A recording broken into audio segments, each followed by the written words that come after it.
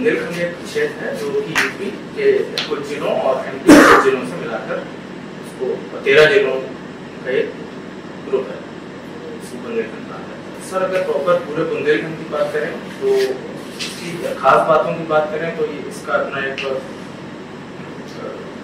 Geographic और historic दोनों महत्व है। सर ज्योग्राफर सर ये एक पठारी क्षेत्र है जिसके कारण यहाँ पे पुराने समय से कई सारे युद्ध हुए और इसका हिस्टोरिकल महत्व है। विंध्य क्षेत्र सर अगर ऐतिहासिक महत्व की बात करें तो यहाँ पे कालिंजर का किला है जो कि एक अपना महत्वपूर्ण स्थान रखता है भारतीय इतिहास में, और यहीं पर जो है शेषासुरी का ध्यान हुआ था और यहाँ से रानी दुर्गावती का जन्म स्थान भी है कालिंजर का किला। और इसके अलावा यहाँ पे आलाउदर जो है वो भी यहाँ पे जो है फेमस पर्सनालिटी में जिन्होंने पृथ्वीराज चौहान के साथ युद्ध किया था। शेषासुरी सर शेषासुरी मुगल काल में हुमायूं का जो टाइम पीरियड था तब ये 5 वर्ष के लिए इन्होंने दिल्ली की गद्दी को संभाला था और इसलिए ये वहाँ के लिए महत्वपूर्ण है। इसके बाद पुनः मुगल काल दोबारा से स्थापित हुआ। फंडामेंटल राइट्स सर भारत के संविधान द्वारा भारत के नागरिकों को प्रदान किए गए हैं जो उनके मूल अधिकार हैं। सर ये भारत के नागरिकों का लागू होता है, जहाँ तक इसमें मैं श्योर नहीं हूँ लेकिन भारत के नागरिकों के लिए ये sir doctrine of basic structure sir ये एक केशवानंद भारती बनाम भारत राज्य का जब बात किया था सुप्रीम कोर्ट में तो इसमें इसका जो है डॉक्ट्राइन मतलब एक निकल कर आया था। इसके तहत कॉन्स्टिट्यूशन में इसके तहत सुप्रीम कोर्ट ने ये बोला था कि जो भारत की संसद है वो कॉन्स्टिट्यूशन में चेंजेस कर सकती है लेकिन उसके बेसिक स्ट्रक्चर में चेंज नहीं किया जा सकता। और बेसिक स्ट्रक्चर क्या है इसकी डेफिनेशन टाइम में सुप्रीम कोर्ट डिफाइन करेगा। सर यहाँ तक मेरी समझ है बेसिक स्ट्रक्चर जो संविधान निर्माताओं की जो भावनाएं थी मूल अधिकारों को बनाते वक्त वो उस भावनाओं का सर कॉन्सेप्ट है कि वो एक्चुअल में चाहते क्या थे कि भारत में कैसा लोकतंत्र हो, कैसे यहाँ पे नियमावली हो, इन सबकी जो भावनाएं थी वो सब fundamental rights 21 sir right to life and liberty. तो इस बारे में मैं श्योर नहीं हूँ लेकिन गैस कर सकता हूँ इमरजेंसी के दौरान शायद सस्पेंड किया जा सकता है। मतलब फंडामेंटल राइट्स को सस्पेंड किया जा सकता है लेकिन आर्टिकल 21 की बात करें तो सर ये जीवन जीने का अधिकार है तो फिर इसको सस्पेंड नहीं किया जा सकता। सर लेबर लॉज एक सेट ऑफ लॉज है जिनके द्वारा जो लेबर और ऑर्गेनाइजेशन के बीच में संबंध स्थापित किए जाते हैं। कुछ नियमावली होती हैं जिनके तहत दोनों अपने अपने कर्तव्यों से बंधे होते हैं। कुछ रूल्स एंड रेगुलेशंस होते हैं जिनको दोनों को फॉलो करना होता है लेबर लॉज। सर ऐसी स्थिति में उसको किसी प्रमाण की आवश्यकता होगी और यदि वो उसके साथ रजिस्टर्ड नहीं है, कॉन्ट्रैक्ट बेसिस पे नहीं है या उसके साथ पैरोल भी नहीं है उस कंपनी के उस प्रतिष्ठान के, तो सर मुझे लगता है कि इसमें उसके पास कुछ प्रमाण नहीं होगा तो वो अपने आप को साबित नहीं कर पाएगा। इस बारे में मैंने पता नहीं है, गैस कर सकता हूँ तो यही है कि सर वो नहीं जा सकता क्योंकि प्रमाण भी नहीं है तो आधार ही नहीं होगा तो वाद नहीं दायर होगा तो प्रथम दृष्टया तो ये इसको रद्द किया जाएगा। सर स्टार्टअप एक तरह का एक इनोवेटिव आइडिया है जिसके तहत कोई भी व्यक्ति एक नया बिजनेस की शुरुआत कर सकता है इनोवेटिव तरीके से। सर जो पतंजलि जो उनका ग्रुप है जो उनका प्रतिष्ठान है उस पर ये आरोप है कि भ्रामक विज्ञापन के तहत इन्होंने जो है भारत में लोगों को कोविड के दौरान भी अपनी जो कोरोनल दवा थी उसको लेकर इन्होंने भ्रामक वो किया। और इसके अलावा उन्होंने जो मेडिकल यूनियन मेडिकल सर मैं नाम नहीं याद कर पा रहा हूँ और तो उसको भी सर ये विज्ञापन का तात्पर्य है कि हम जो चीज बेचना चाहते हैं उसकी वास्तविक चीज को जो दर्शाएं, और भ्रामक विज्ञापन से तात्पर्य है कि हम किसी दूसरे को क्रिटिसाइज भी करके अपने को अच्छा दिखा सकते हैं, या इसके अलावा हम जो चीज हमारे प्रोडक्ट में नहीं है तो उसको भी हम प्रदर्शित कर सकते हैं। तो ये भ्रामक विज्ञापन की श्रेणी में आ गया। तो भ्रामक है किंतु ये किसी दूसरे को क्रिटिसाइज नहीं करता, मतलब ये प्रोडक्ट किसी दूसरे प्रोडक्ट को क्रिटिसाइज नहीं करता कि हम नेचुरल पद्धति से अगर गोरा होना चाहेंगे तो हम नहीं हो सकते, केवल फेयर एंड लवली लगाने से ही गोरा होंगे, ऐसा नहीं कहता। और तक आंदोलन के बारे में कुछ जानते हैं? हाँ सर, ये सुना है। तो कौन थे उसके मुख्य नेता, लीडरशिप किसने दी थी? सर कुछ केसेस में इन दोनों में विरोधाभास पड़ता है, लेकिन जो अगर हम इसको प्रैक्टिकल देखने का प्रयास करेंगे तो सर दोनों अपनी जगह सही हैं। मेडिकल जो है वो दूसरे लेवल पे सर काम करता है, टेस्टिंग पे काम करता है, लैब से प्रमाणित होकर काम करता है। तो वहीं जो ये प्राकृतिक पद्धति है इनको जो नुस्खे के रूप में इस्तेमाल किया जाता है और मरीज को इन दोनों से ही लाभ होता है। तो समझता हूँ दोनों ही अपनी जगह सही हैं, और जो प्राकृतिक चिकित्सा होती है वो कहीं ना कहीं आर्थिक रूप से जो लोग नहीं वहन कर सकते महंगी चिकित्सा, तो उनके लिए भी सब सुलभ है। तो उनकी डायरी राइटिंग एक तरह से अपनी पर्सनालिटी को निखारने का एक बहुत अच्छा टूल है। इसमें मैं अपनी दैनिक दिनचर्या को रिकॉर्ड करता हूँ, और जो मेरे प्लान्स हैं नेक्स्ट डे के जो भी शेड्यूल होंगे उनमें मैं क्या करने वाला हूँ ये भी रिकॉर्ड करता हूँ, और प्रीवियस डे में मैंने क्या किया, जो मेरे प्लान थे उनको अचीव किया कि नहीं किया।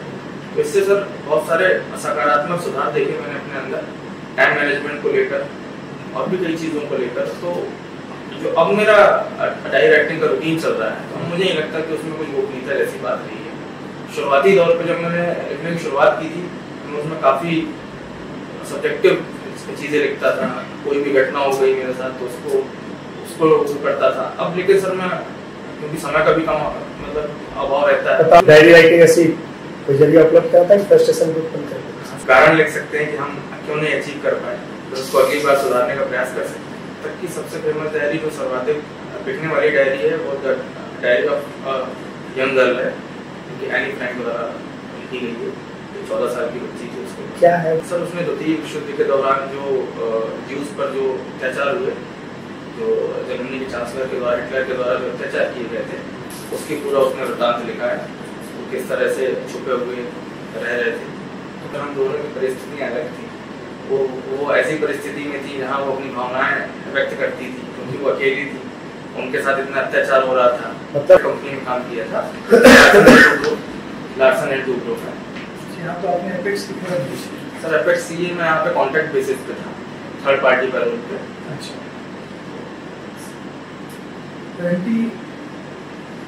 फाउंडर्स कौन थे? एक मैं तो पूरा नाम नहीं याद कर पा रहा हूँ, आगे के नाम जो सर इस कंपनी का नाम है लार्सन और टूब्रो। ये दो दोस्त थे, कहाँ के? डेनमार्क के थे। गारंटी में आपने काम किया और आप कर रहे हैं गारंटी के चेयरमैन यहाँ से वाकिफ नहीं है? वर्तमान चेयरमैन की बात करें तो वो है N Subramaniam. Congress sir Congress sir में पढ़ूंगा इनके बारे में। आपके वहाँ पे ईपीएफ मेंबरशिप थी? EPF membership? हाँ। ये क्या था? सर यूएन एक यूनिवर्सल अकाउंट नंबर है, जो कि एक अम्ब्रेला टर्म है, जिसके अंतर्गत अगर हम कोई प्रतिष्ठान, बट जो ये अकाउंट नंबर है वो अकॉर्डिंग टू दैट जोन वो चेंज हो जाता है। कब आया था? सर ये 2014 में संभवतः, मैं श्योर नहीं, 14 में है। अगर सब्जेक्ट की बात करें तो वहाँ मेरा जो है वाटर रिसोर्स मैनेजमेंट था, लेकिन अगर प्रैक्टिकल जब मैंने जॉब करी तो मेरा जो ज़्यादा रुझान है वो क्वालिटी मैनेजमेंट की तरफ था।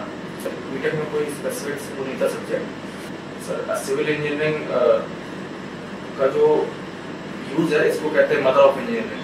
जितनी भी क्रियाएँ हो रही हैं, मतलब जितना भी इंफ्रास्ट्रक्चर बिल्ड हो रहा है, चाहे वो कंप्यूटर साइंस का हो, IT का हो या कोई सरकारी संगठन का हो, उसमें प्राथमिक तौर पर सिविल इंजीनियर ही काम करते हैं और बिल्डिंग को जो है कंस्ट्रक्ट करते हैं।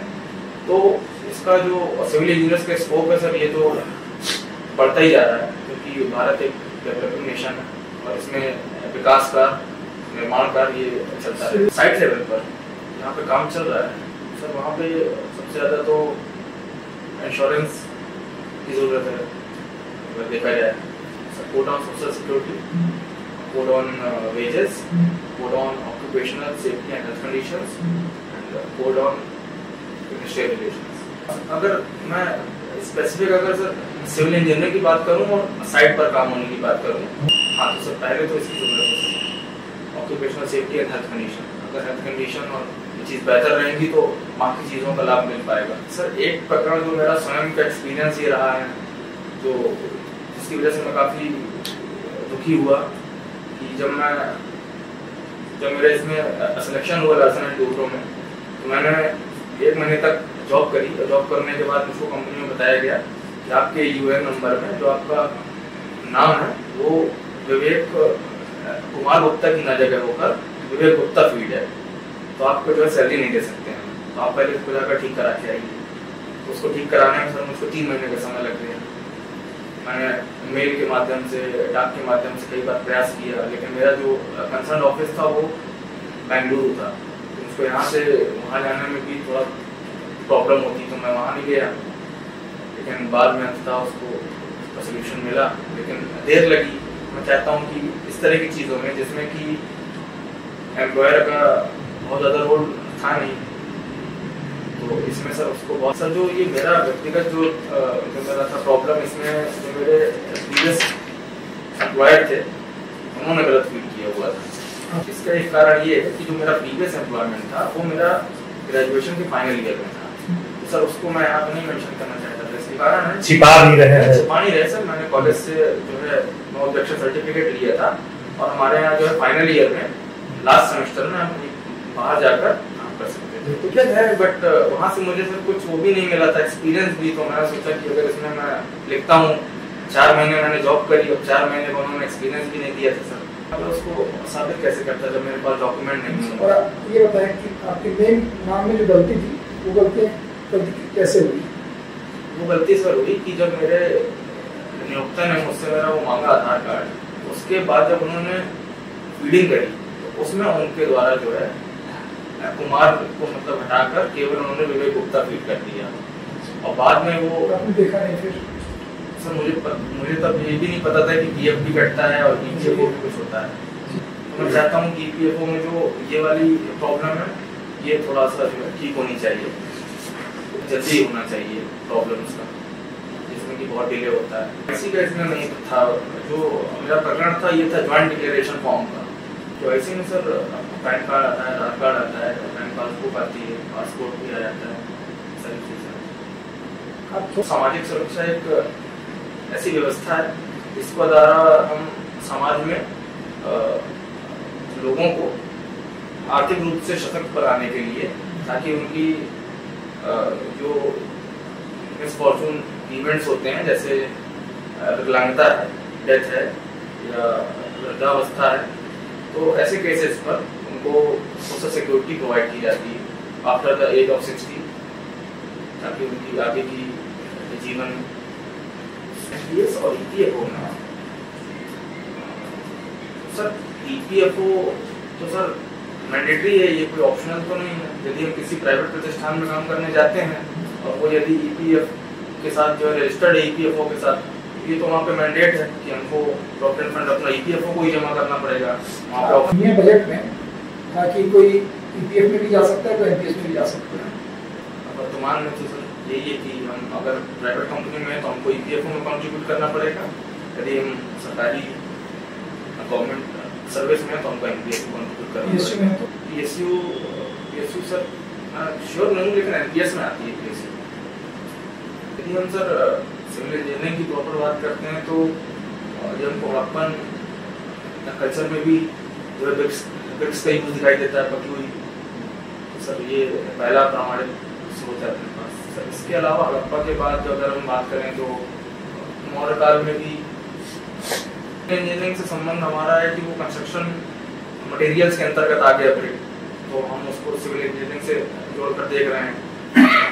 पका हुआ ईंट होना सर एक टेक्निकल चीज है, वरना कच्चा मकान होना और एक पके ईंट का जो है व्यवस्थित मकान होना, क्योंकि हड़प्पन सिविलाइजेशन में हम देखते हैं कि नालियों का निर्माण है, सेप्टिक टैंक्स का निर्माण, सबसे बड़ा बांदा का जो ऐतिहासिक महत्व है वो यहाँ का कालीबंजर किला है। कालीबंजर किला 3-4 घटनाओं के लिए बहुत ज्यादा प्रसिद्ध है। उसमें से पहली जो सबसे ज्यादा प्रचलित घटना है वो ये है कि यहाँ पे शेरशाह सूरी का देहांत हुआ था तोप के गोले की वजह से। वर्तमान में बांदा का क्या वर्तमान में बांदा का महत्व सर, वर्तमान की बात करें तो अभी यहाँ से जो 1 डिस्ट्रिक्ट 1 प्रोजेक्ट है, ये शजर स्टोन है जो कि अपने आप में यूनिक चीज है।